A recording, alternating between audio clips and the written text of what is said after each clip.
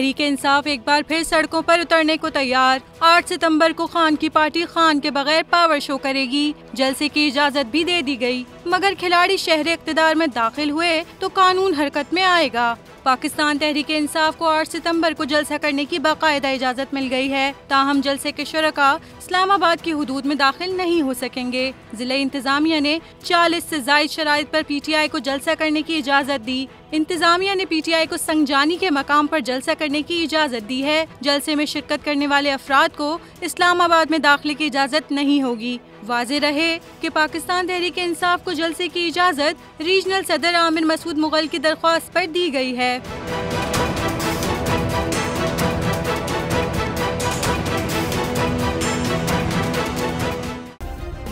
Subscribe करें और bell दबाएं ताकि कोई खबर रह न जाए।